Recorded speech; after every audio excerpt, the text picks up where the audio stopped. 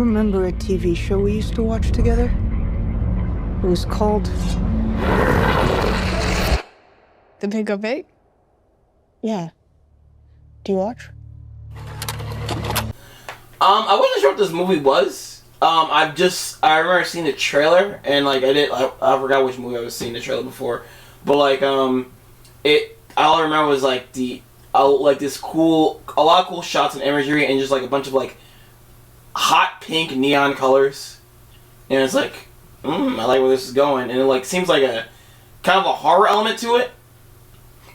And the actual movie, there's no real horror element there, right? Except for the ending, I guess, because like it's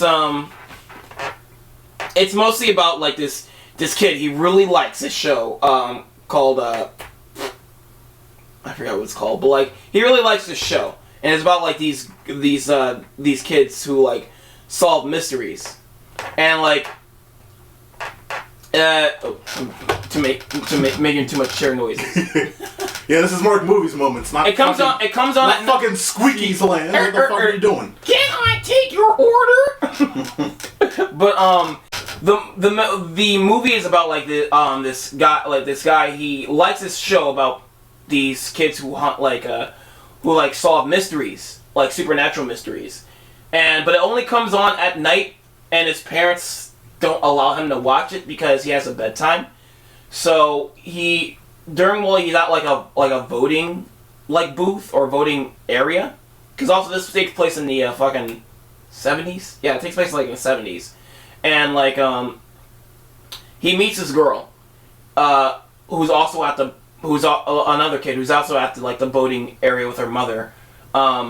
She's just reading like a book, and she was like she watches the show too. Be like, hey, if you want to come over to my house, you can just watch the show at night too. So the plan is he tells her mother he's sleeping over a friend's house, and the mother's like, I thought that I think his name is like John or something, and he's like, I didn't know you and John were still talking to each other. And like, yeah, we do. So she drops him off at John's house, and then like he doesn't even knock on John's door. He just like goes straight to the girl's house and like watches the show with her, and he gets really attached to the show.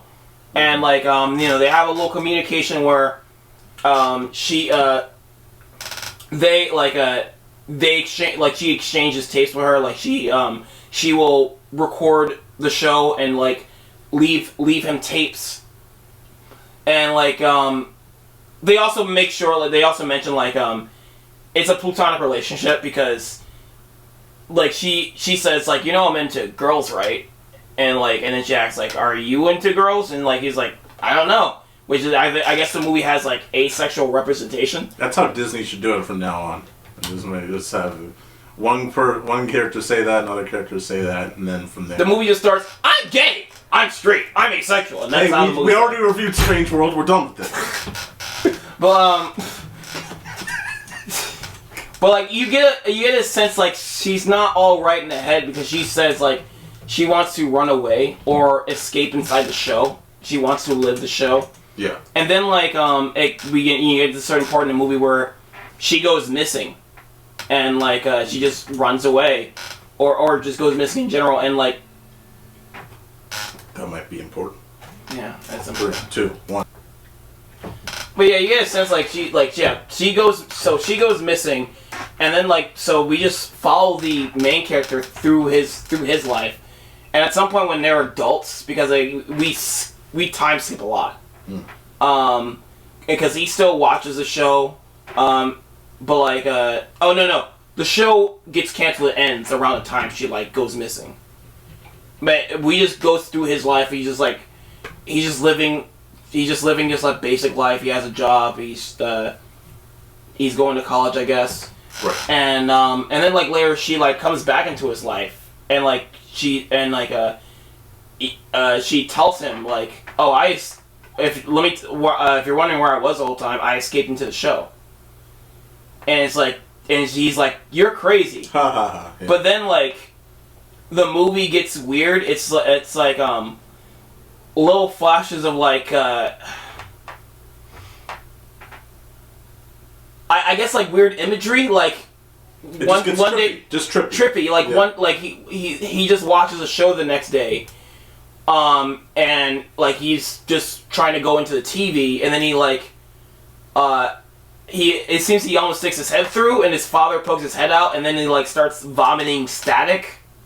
Oh wow! But then the next day, everything's just kind of like normal. Interesting. Okay, what an idea! This is a visually interesting idea. It's visually interesting, I'll say that. But it's just weird. And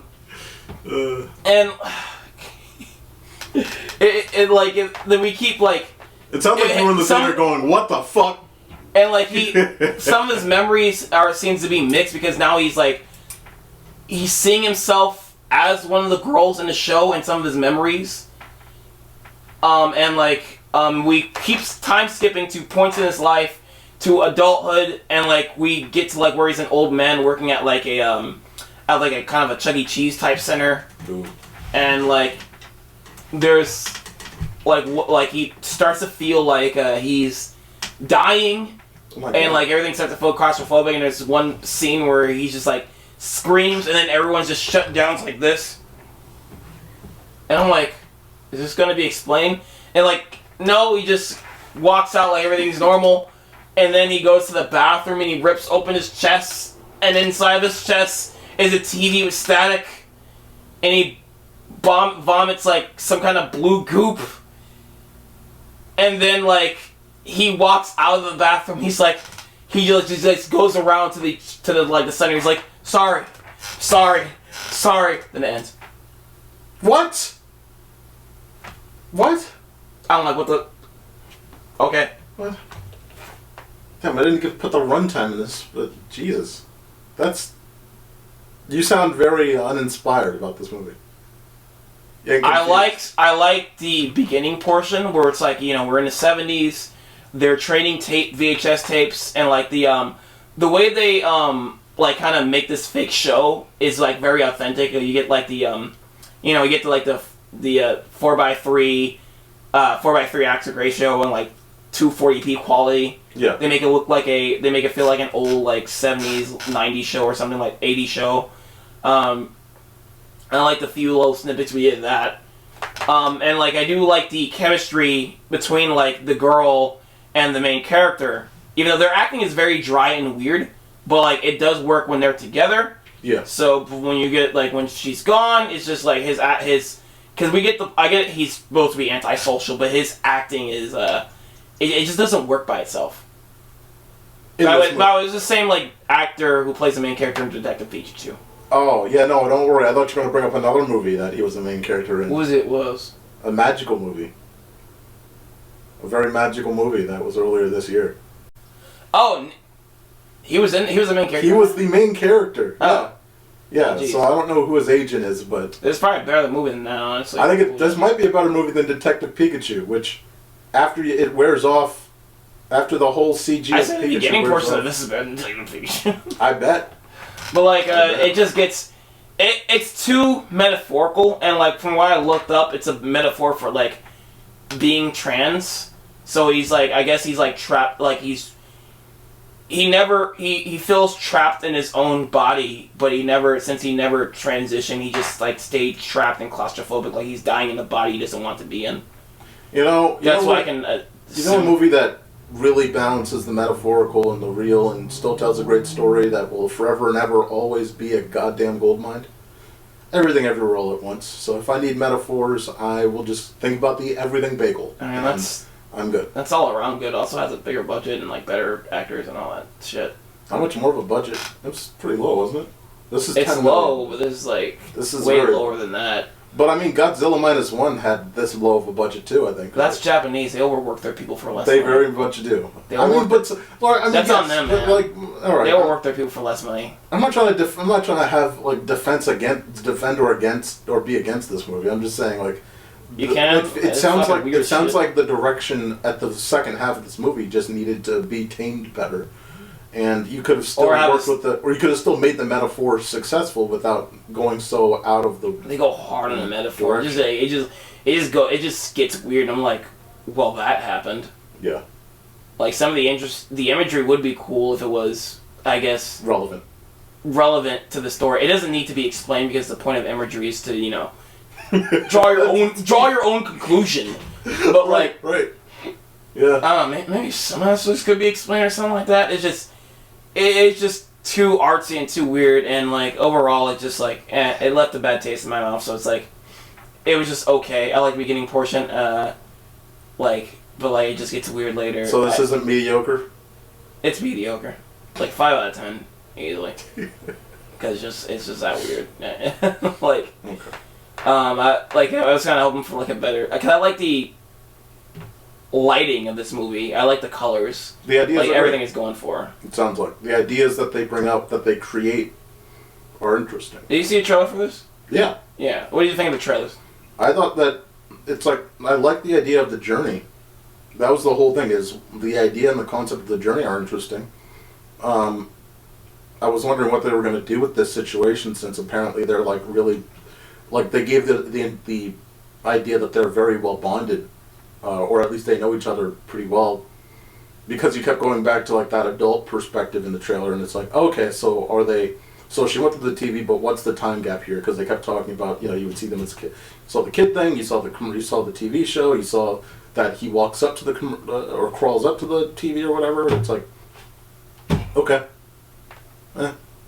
like that's interesting, but I mean, you know, It's a very strange, weird movie. It's not really. It's needless. I don't recommend this, but like it's. The first part is interesting enough. cool. So maybe you might like it if you can get the metaphor, but like it's too caught up in its own metaphor over story. So I could imagine this being a metaphor for Sandy Cheeks being in Bikini Bottom, not being able to be like the others, not figuring out, you know, because she can never figure out how to breathe underwater, so she has to wear that bubble on her head, you know. I don't know. Mark, that was corny as fuck. That was terrible. All right. If you're editing this, cut that out. Guys, this has been the ScreenBlast podcast. Of course,